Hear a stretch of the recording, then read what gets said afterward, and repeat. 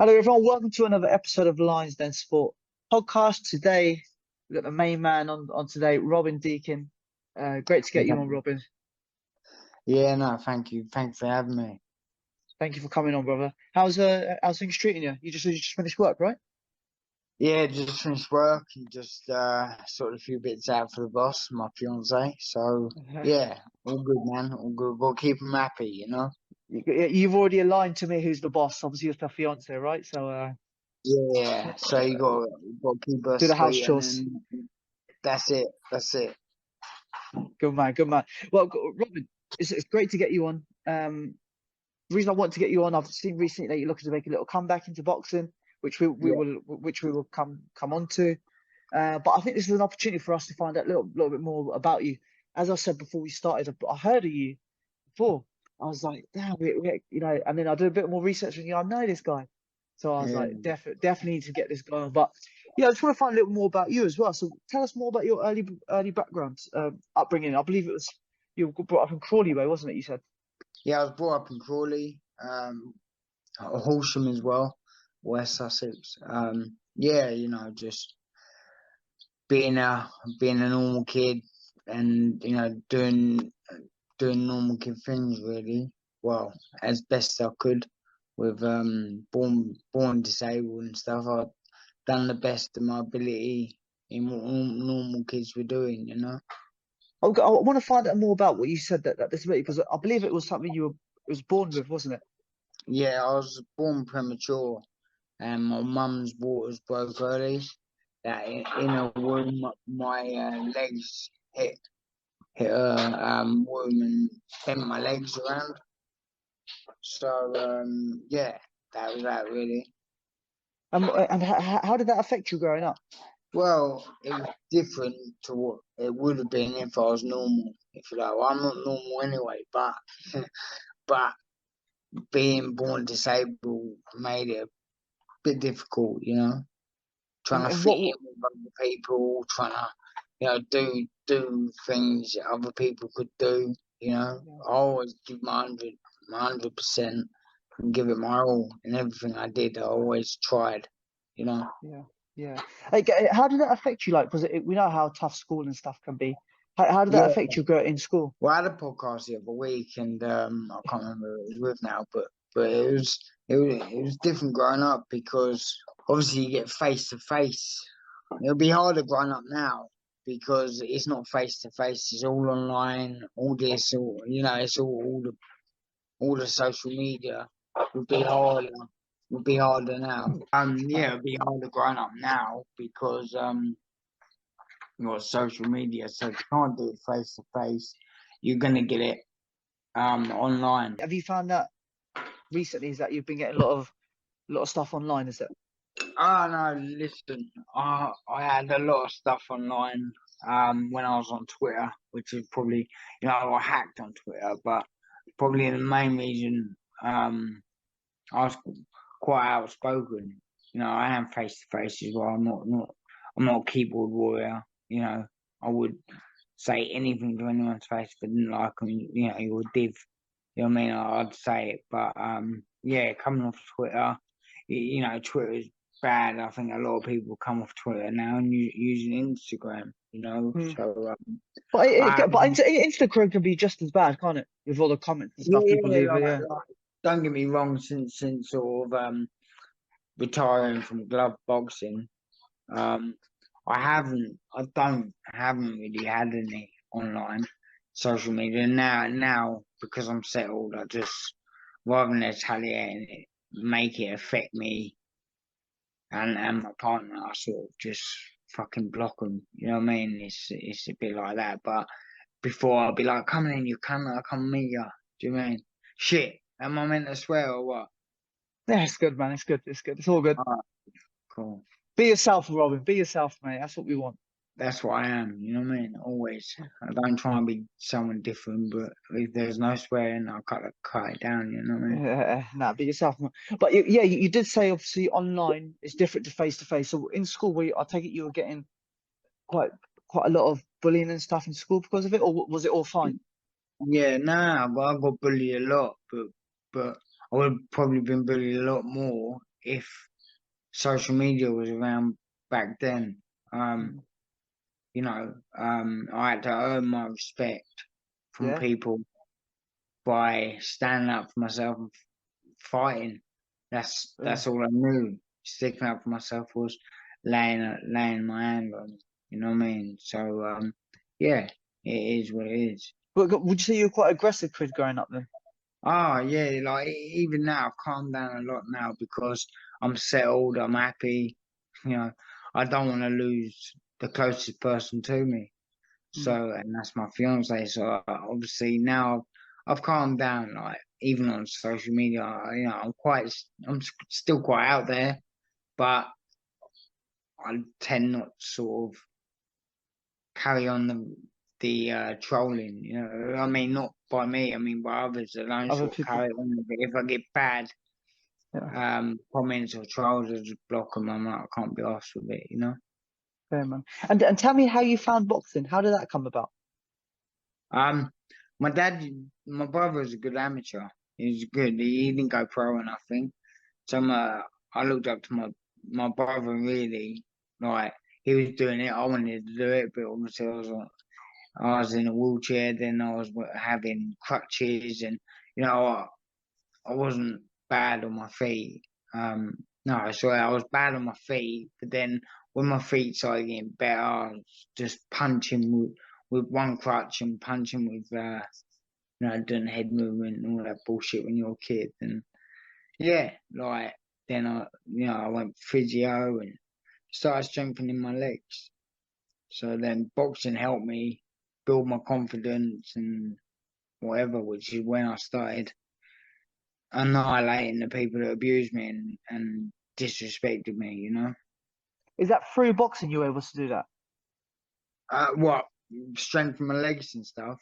No, like you said annihilating people. Was that from the skill you're learning from the Yeah, gym or was that listen, I'm a hard cunt anyway. Do you know what I mean? I fight any man. I don't care who they are, what you know, what who they are, what they got behind them, or whatever. Do you know what I mean? At the end of the day, what I've had, my disability, and people I've had to deal with, it's made me a lot stronger now because now I'm like, fuck off, mate. Do you know what I mean? Or we go and have it. Do you know what I mean? It's one of them. but when you say people that you've had to deal with, what do you mean by that? Well, just like, you know, I'd be fucking, I don't know, I'd be at school, people throwing shit at me and cripple, proof, and, you know, spastic and all that, you know, and, you know, I've had to deal with a lot in my life, not just with school, I've had to do, you know, I had a, you know, my mum and dad loved me, obviously, but I was a hard kid to get on with. You know, I was always I'm very stubborn, and my dad had a bit of a bad reputation. You know, my dad was, you know, he took kidnapped firearms. He's been done for all that. You know, and it's I started boxing mainly because my dad had a reputation, and I wanted that reputation. You know, and that's why I started fighting on the streets and stuff like that. But then I thought, you know, if I turn pro, I can turn it around and have the respect from people and people to talk to me because they respect me and like me, not just because they're scared of me, but because they like me and want to talk to me, you know. Hey, how was it growing up in that environment when your dad, you know, he was getting, well, I think he was getting in trouble with the police because of all this. Yeah, it is in that prison all my childhood, really. I was in that hospital with my mum, sleeping up the hospital. You know, my dad was always in prison. You know, where's dad? He's on holiday. Do you know what I mean? But holiday would mean prison. But back then I thought he was on holiday, but it was prison. So, Hey, how was the relationship with you and your dad? I got on really well with my dad. My mum, I didn't really get on with as a kid, if I'm honest. I didn't respect my mum. I didn't like my mum as much as my dad, you know, but growing up and realizing they were both there for me really, Mhm. and I love them both the same. But yeah, you know, it was hard growing up with my dad because he always threw me in the deep end in the boxing and always he praised me up to be this massive thing, Mm. when really I was just a normal kid trying to get trying to get respect and love from people, you know. Mm. And there's nowhere better place than getting respect as in a boxing gym, right? Of course, like if I didn't listen, I hate boxing now. It's shit. It's fucking like all the YouTubers coming in and all that, which is why I call that Jay Swingler, whatever his name is. You know, I want to fight him just because to show that, you know, okay, the money would be good, but you can't just go out there and you know, look at Jake Paul. Because of how many followers he's got on Instagram or whatever, he's Yeah. getting millions per fight, and KSI get millions per fight. Mm. You know, people like me have dedicated my life to it. You know, look at Frankie Gavin, look at all them people dedicated their life to it, got like world championship medals and stuff like that, and they wouldn't get half as much money as what these people are getting. So yeah, you know, I'll call that Jay Swigler, and you know, it's He's retired, didn't he, Jay Swigger? I don't know, I don't know. I don't Yeah, know. I don't know who he is. I thought he was a YouTuber. yeah, he's a YouTuber. Yeah, but I think he lost his last fight. And I think he retired for. Yeah, I think he retired from the boxing scene. Well, listen, if he lost his last fight, fighting me now would be good because it would be a warm-up fight in his eyes Yeah, to, you know, to get back on the winning streak, you know. So yeah. if he lost his last fight, then you know, let's go and I'll show him what it's like. It's an interesting one because there's so many of these YouTube boxers coming through now, aren't there? So many of Yeah, these coming through. so, well, Logan Paul's gone into WWF, I think, or whatever it is. WWE, yeah, Yeah, and yeah, you know, it disheartens me really because not so much me earning the money but if I could turn back time, I'd turn pro now. Do you know what I mean it's the right time to turn pro with all these YouTubers? If you've got a following with on Instagram or whatever, then you can make big money, you know? yeah. These people have got millions of followers now, aren't they? If Yeah, you've got that big follow, and I think boxers can learn from that, can't they? A lot of yeah, these boxers coming through during the cool. traditional thing, we're just going into the gym and training, and it's all good. Yeah, But building up your social media following, letting people know who you are, that's yeah. only going to benefit you in the long run. Yeah, of course, and you know, look at Tommy Fury. You know, he's you know, he boxed Jake Paul. He got millions of pounds for that. Now fighting KSI, he's gonna get double of what he got last time, and it's just like after that, if that was me, I'd be like, oh, fuck it, I don't need to fight now. Fuck it, I'll keep my brain cells and keep going. You know. Exactly. That's a smart way of thinking of it. Looking at your record as well, you have 76 amateur fights, right? Yeah, roughly. Yeah, That's roughly. that's some going. Was that all senior or was that amateur, junior as well?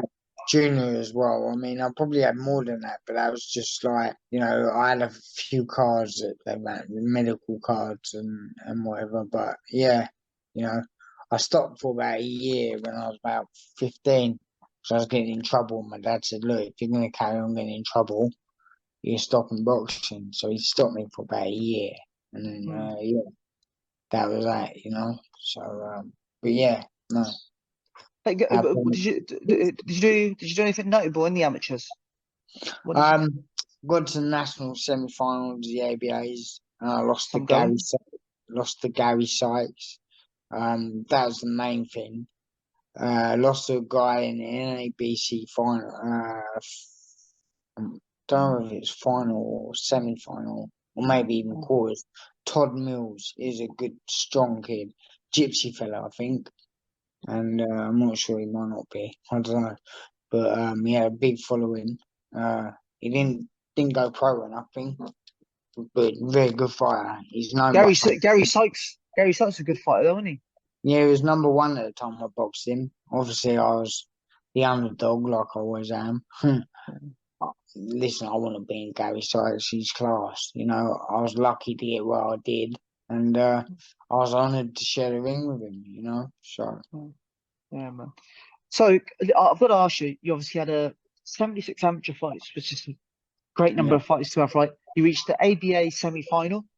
yeah. I Uh, boxed uh, in the Limassol Cup out in Cyprus, representing England, but not the actual England. We went out there okay. with a squad from our club, and Yeah. I boxed a guy called Michael Blackburn. I don't even think he went pro. I think that was his name anyway. He's Scottish number one at the time. Yeah, I lost to him. He stopped me in the second round, but I think it was more because he's in a leisure centre, and the final was outside, which I'm glad I didn't box from. But yeah, it was in a leisure centre. It was so fucking hot, Mm. and I was just drained making weight, you know. What weight did But you fight as no amateur? excuses, he beat me, but you know, Yeah. So what weight did you box at amateur? um, 57. 57 kilos. Wow. Mm. So I've got, as I was saying, you were ABA semi-finalist, NYCP, is that right? NYCP Yeah, finalist, yeah, I think it was NABCs, but NABC, that was it. But yeah, there's but names changed. it's changed. Yeah, it's Names changed changed. now. But I was scared. I went out to Jersey and I boxed Jersey's number one kid, Ben Murray. He didn't go pro, but he was well known out there. Now, Jersey's really small, and Yeah. he is well known out there. And Steve Collins was there, which is how I got fact to sign with Frank Warren, because Steve Collins scouted me and he said, I want to take the Frank Warren. I didn't believe him, obviously. Then I come back from Limassol Cup, getting to the quarterfinals with a bronze medal, but not a bronze medal, but a shit little medal they give you, and it was a bronze one. Um, and then Steve Collins texted me about, I can't remember how long, but maybe a week later, 3 weeks later, maybe, I don't Yeah. know, and texted me saying, meet me at St Albans train station. Frank Warren wants to see you. So I ended up signing a 3 year deal with Warren. And then Oh. after my second pro fight, I ended up asking for my contract back because losing by a point, I didn't think I'd be, because I was boosted by Frank a lot on Frank Warren TV, a lot. I mean, I was like the number one kid at the time because who took me down to see him and whatever. And yeah, I thought, fuck it, I'll go on the road. You earn more money, losing one, I knew I'd be on the back seat. So I thought, belts don't win, belts don't pay bills. So I thought, fuck it, I'll go and win money, get money instead. So it's quite interesting. So you won your first two fights, right? Now I won my first, lost my second, and then I lost for 9 years. I had the Yeah. longest losing streak in professional boxing. 52 made losses, his yeah. made history. So Yeah. when I turned around and said, "Oh fuck it, I'm gonna," because I never trained, I literally boxed that often. The fighting was actually keeping me fit and in shape because I wasn't doing much training out the ring. I just turn up, and that's what that's what I did against Crawler, Stephen Smith. That's what I did against Ryan Walsh. I did it against all of them, really. Yeah. And in 2012, they took my license away because they said they're doing it for my safety. Yeah. Because I never used to come in and dance around the ring and be a journeyman. I used to come in the ring, fresh tan and looking good, new kit and looking the part and giving a fight, giving a good deed of myself. Um, yeah, and that was that. So. You said it previously, but the point I was going to get to was that you done well in the amateurs. You signed with Frank Warren, even though you had a loss in the second fight. How does a boxer who's quite well decorated, he's done a little bit in boxing. How does he go from that to being named Britain's worst boxer? Um, Well, I sort of named it myself. I had when I kept losing, I had the press phone me up. Rod Liddle, I think it was. And he started to think Britain's worst boy. Do you know what I mean? I fucking went mad. I phoned him up. I went down to down to the Sun head office with Ben Doherty, and I was trying to speak to Rod Liddle and say, "Come on, let's go outside." You know, I had gloves with me and everything. I said, "I'll show you who fucking Britain's worst boxer is. Let's go." You know, but me and Ben Doherty got escorted away by the security, and you know, we wouldn't come down. But then I sit back and look at it now, and I think he made me famous, if you like, infamous, shall I say? You know, because if it wasn't for Rod Liddle's article, I wouldn't be known at all, really. You know, so that got me the press that I needed, and every time I had a fight coming up, the press would call me. You know, and I'd be in the Sun newspaper, the Mirror newspaper, the Daily Star, I'd be all over.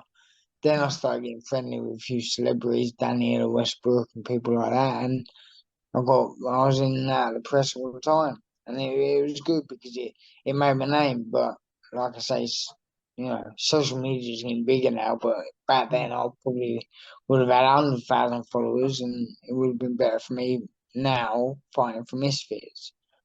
But I believe I belong in Misfits anyway, being disabled and thing. I'm a bit of a misfit myself. So yeah, you know, that's why I've been in touch with Mams Taylor. You know, I've spoken to him. He's in America, and I FaceTimed him and stuff like that. And yeah, he's keeping me on the radar just in case anyone pulls out. I said, any day, anyone pulls out, days notice, 2 hours notice, I'll be there. And I will. It's technically like I'll be there. Listen, I'd fight now. If someone called me up and said, "Come fight, I'll give you 10 grand," I'll fight easy. Yeah. Well, what is it with fighting? What is your attraction to fighting that it keeps you just keep coming back to it, I guess. Yeah, I miss the hype. Yeah, it's uh, and the punching in the face. You know, being punched in the face. I love it. I love being punched in the face. You know, people say you're fucking weird, like, but you have to know to be punched in the face and to know it's a buzz to be punched and not knowing what could happen. I mean, now I have a lot more to lose. You know, I've got my fiance. You know, I've got Daisy, the granddaughter. You know what I mean? So I've got a lot more to lose now. So I am a bit weary on taking stupid fights, but I'll twist her arm and yeah, I'd fight. Listen, bare knuckle, I probably wouldn't unless it was top money again, you know. But with gloves, I'd fight tomorrow, and I'll twist her arm to let me fight, you know, because it's not as bad as bare knuckle. I was going to say you've done some crazy stuff, as you said, in your Yeah, career. But I think the craziest that I can find so far is that you've had a couple of bare knuckle fights, right? yeah, I had a few bare knuckle fights. I took it really because when I wasn't with Christine, my fiance, I was a bit depressed about losing my license, you know, because I lost my license. I flew out to Spain. I ended up getting a Spanish license by this promoter, and he got me a fight within 2 days. I was like, "Fuck it, I'll fight." So I boxed in Spain, flew out to Spain, no trainer, no manager, on my own, and boxed a good Spanish kid. Like he's very good. You know, I think he's only lost one. He's had like 20 odd fights. I'm not too sure. Just looking back on when I looked last, Alan Florin or whatever his name is. Yeah, you know, I boxed him. I didn't speak a word of Spanish. I was out in Spain, Spanish man in my corner, blah blah blah blah. I was like, yeah, whatever. Do you know what I mean? Just went and boxed. But yeah, listen, I've done some crazy shit, and you know, if I hadn't met my fiance, I would have probably ended up dead. Probably be dead now. You know what I mean? What, in the ring or outside the ring?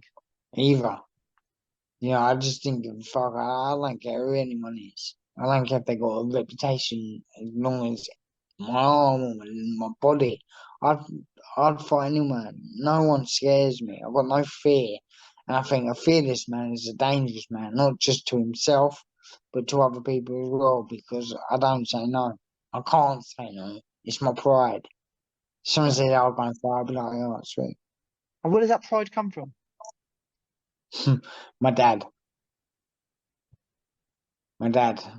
And that's it, really. So, I read somewhere as well that you had to do stints of homelessness, right? You went homeless, right? yeah, And I you, was, I was homeless. When I lost my license in 2012, I had a fight with Ryan Taylor. I ended up losing my house. Now, that was my house. I put everything in because it was my house. Do you know what I mean? It was my mortgage and whatever. So I ended up getting my house repossessed and shit like that. Do you know what I mean? And I was homeless, sofa surfing, if you like, around friends' house, around my sister's house, and I was just like a live wire. Do you know what I mean? I was like ready to explode on anyone. Like any wrong word said, I'd bash them just because of how depressed I was about being homeless, which is why I'd probably fight anyone. Well, I definitely would fight anyone now, but I mean, back then I was dangerous. I just didn't give a fuck. like, why did your house get repossessed? Like, what happened in that Well, I went situation? down the mortgage, and I ended up gambling. So everything I was earning, because the boxing was good money. It was easy come, easy go. So it got me into gambling because I was boxing every week, nearly every week. I was having good money. So when that stopped in 2012, I didn't know what to do. So if I had a tenner in my pocket, I'd go and try and double that tenner. Do you know what I mean? Or treble that tenner to try and keep above water because my only income at that time, obviously I've got a trade anyway, but as a butcher, but when my income stopped, it was fuck, what do I do now? So obviously I lost my house through gambling.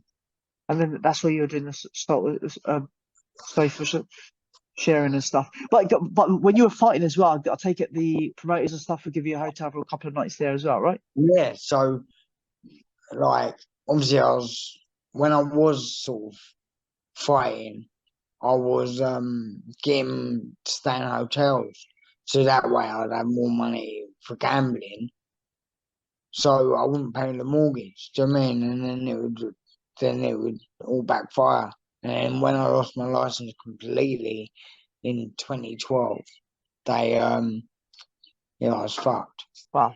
And then you had to obviously go to Spain and do your stuff over there and Yeah, still I'd done continue my fighting. stuff in Spain, and because of my disability, I managed to get a house from the council. So obviously, yeah, I got a house from the council, and I had the right to buy it after 3 years, but my credit was so shit, it never that never happened. But obviously, in that time of getting my house and fighting in Spain and things like that, I met Christy, and we were back and forth from Wales and Horsham all the time. Yeah. And I said, like, is this serious? Is it gonna happen? And she was like, I'm serious, are you serious? And I was like, yeah. And so she said, well, let's make a go of it. So I said, all right, I'll move in with you. So I moved up to Wales. Wow. It seems And like you really changed your life. yeah, definitely. Majorly. It's like, if I didn't have her, then fuck knows what I'd be doing now, where I'd be now. Whether I'd be 6 foot under or whether I'd still be in my council house. I don't know, but I wouldn't like to see my life without her. Yeah, man. Dick, I wanted to also ask, obviously, you went for a streak of getting 51 losses, I think. Is that right? Yeah. 51 losses, and then you finally won one. Yeah, I'm good friends with Michael Jennings. He's been really good to me. Yeah, Um, he, I used to see him at shows and stuff like that. When I was a pro, he was a pro, and he's a legend in what he's done in the sport. yeah. And yeah, I said I'll train me for the fight. So I lived up in Michael Jennings' house, which is another reason why it gave me a bit of a, you know what I mean, get my head straight, you know. So I lived up in Michael's, and his family treated me like their own, fed me Wow. and whatever. So yeah, I come back, I trained hard, and yeah, I won the fight. So How did that and feel? oh, it was amazing. I started crying like a little bitch.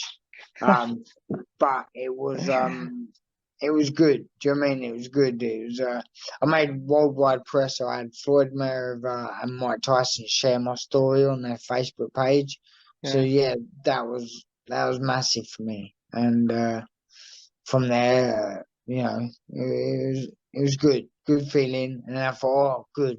And then who I was licensed by, Malta, they stopped being promoted, if you like, by BoxRec, and they wouldn't put any of their stuff on BoxRec.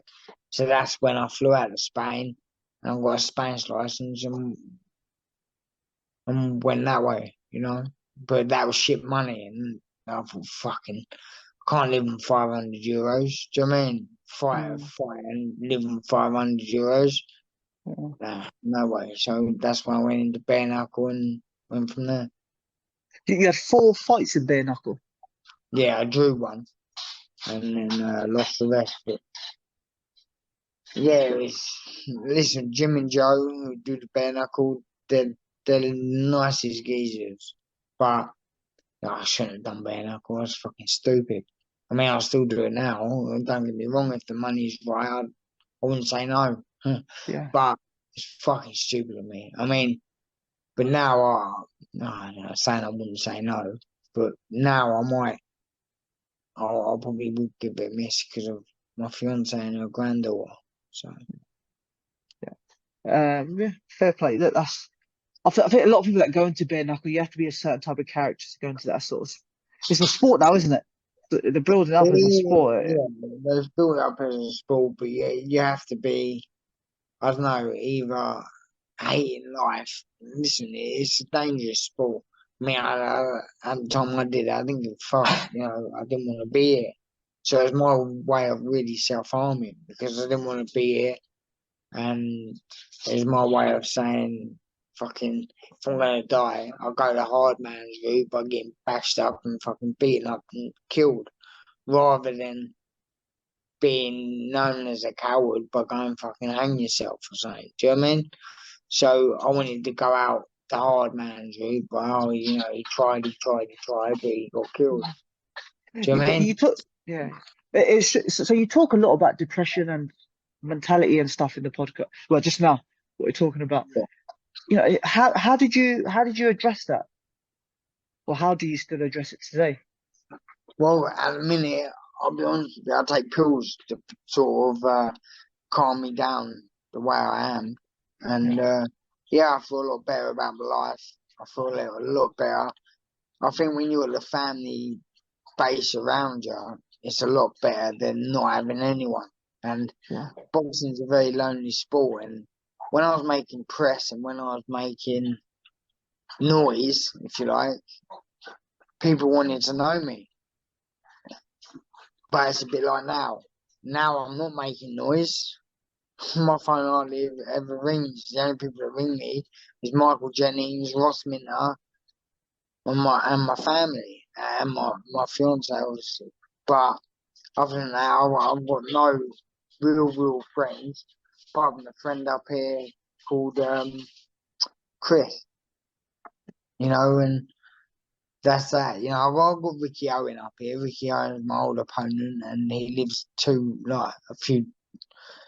a few rows down by me, so it's a 5 minute drive. So yeah, he comes and sees me every now and then. But yeah, when you stop making headlines, stop making the press, not fighting, your phone don't really go.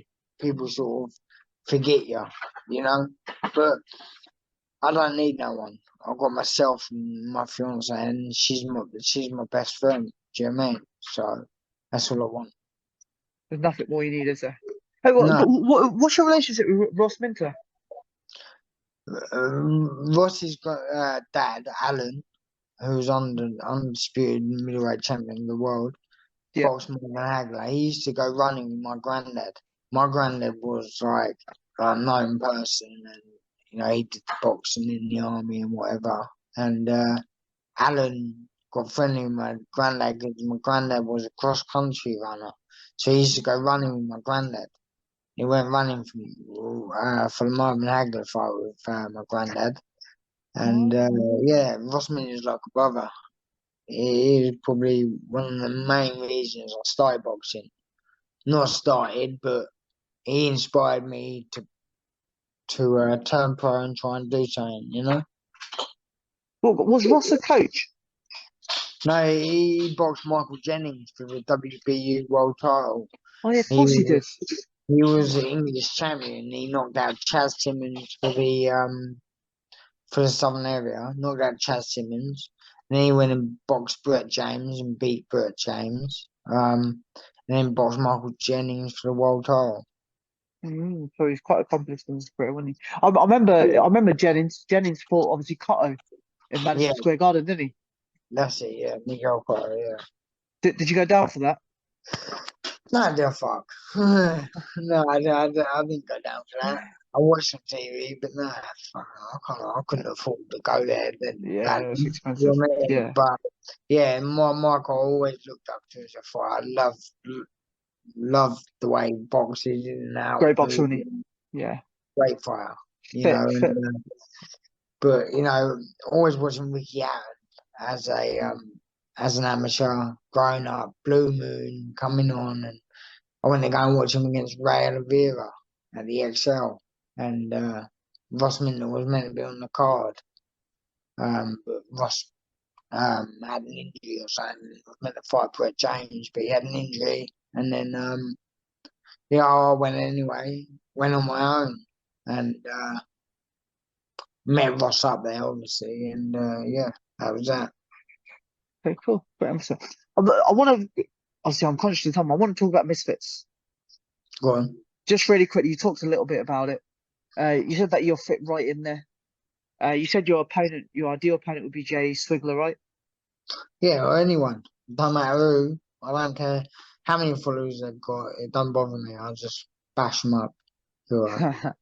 If I lose, then I lose. But I'm used to losing, so I don't give a fuck anyway. I just like to go in there and give it, obviously, have a row and yeah, get a bit of money. You know what I mean? Don't get me wrong. I've got a good job and I'm happy at my job and I love my job. I enjoy going to work. You know what I Hmm, mean? But this just helps the bank account. yeah, and, Times and you, are yeah, definitely. And you spoke to who's the one who did you speak to? his name's Mams Taylor. I spoke to him on FaceTime. Yeah, and he said he keep me on the books. He keep me keep my name in his mind. And he obviously he's done his research on me. He said, yeah, good. You know, disabled fighter fighting in Misfits. I'm definitely a misfit, aren't Hey, how did you get in contact with him? I? Fucking hounded his phone. Oi, sausage, call me. Sausage, call me. Fucking, he had about fucking 35 missed calls on Instagram. Oi, call me. And then he sent me his number about a month later. I probably pissed him off and he probably thought, fuck it, send this little pricky my number and get him off my fucking back. So yeah, I spoke It to him. worked. Yeah, it worked. Lovely guy. Like I said, in boxing you need to keep pestering because Yeah. if you don't make noise, you don't get heard. So to make noise, you get heard. And I was fucking hounding his phone. Oi, oi. So in the end, he give in and give me his number. So yeah. So hopefully, Mams will sort me out a fight against whoever. Don't care who. And yeah, I'll put on probably. Give me KSI. I've called him out before. Give me Oh yeah. KSI. That'd be some fight, wouldn't it? Yeah, That'd be some yeah. fight. Anyone, but yeah, something to give me a bit of extra cash. You know what I mean? But do you know what? This has been brilliant. This has been absolutely brilliant. It's been great finding a little bit more Thanks, about you, Andy. mate. I No, thank you really very much. enjoyed it. What we'll do is after this, I'll create a little. We'll tag that Mams Taylor in there for you, and let him know. Um, Still remind and him that that you're Jay after him. Swigler, and that little bitch, Jay Swigler. Listen, he ain't got fuck all on me. Listen, he might be a bit bigger than me. I'll put on weight to fight him. I'll show him what it's all about. All he's got famous for is doing pranks on people and pranks in his house and shit like that. Yeah. Fucking try and prank on me. You right hand, you little mug. Do you mean? Fucking sausage. How much you weigh? How much you weigh now, How much man? I weigh? Now I weigh 11.5 stone. But listen, I'll start this way and tell that Jay Swigler I won't even train. I still give him a good fight. Do you mean? Yeah, yeah. Because you can't break someone's heart that don't be broken. He can't train a heart like mine. Mine's fucking unreal. I'll fight any man to the death. You know Well, what I mean? we've seen that in your previous. Obviously, you put some top prospects in you, so Yeah, we've seen I, that. bo- I box everyone. Crawler and Smith and Ricky Owen are probably and Ryan, what say, and it's always and because I boxed them all. I boxed Ryan Walsh 3 times, Vinnie Mitchell, Ryan Taylor, Stephen Smith. I boxed all of them, you know. So Who was the best one that you boxed? it was probably the biggest name, probably Smith and Crawler. But Smith, fuck me, he can whack. And Stephen Smith. yeah, I can still feel his punch now. And I might stay away. I'm asleep and I'm having a nightmare of that Stephen Smith pounding my body. You know what I mean? He's a lovely guy, Stephen Smith, but Yeah. he can whack a lot harder than Crawler. At the time I boxed him anyway. I don't know about now, but at the time I boxed him, yeah, definitely Smith. And he was the biggest guy you ever fought. The biggest guy. Anthony Crollo, Anthony Crollo and Smith. I boxed Tim Witherspoon Jr., who his dad beat Frank Bruno. I lost to him by a point. Who else I boxed? Ryan Walsh, Jason Hasty, who boxed in the Commonwealth Games for Scotland. There's a few I can't even remember. You have to go back now. You have to think about it. You have to Yeah, think you have about to go back and think, but being punched in the head for a living, it. it's my memory. But I know. it is what it is, and I did what I did, and I've done things most people would never be able to do, and I was standing with able-bodied people, being disabled, fighting against able bodies. And remember, they had 6, 7 weeks notice for a fight. I only got a fucking couple of days or a week at the longest. I mean, so Yeah. I gave them all a good fight. Even Smith, even Crawler, I give them all a good fight. You did. But You it definitely proved is, your tough. You definitely proved your yeah, toughness, mate. yeah, I hope so. Well, I don't care what other people think. Like I say, I'm a tough cunt, and if you wanna moan about it and say I'm not, let's go. We go and meet you down the park. Go for it. Or boxing gym. Go in a boxing ring and meet him there. Yeah, wherever. Outside would Yeah. be better. Robin, it's been absolutely great, mate. I really appreciate your time. Wicked. Guys, thank you Yeah. very much for listening. No And we look way. forward check out for the next one. Thank you. Sweet.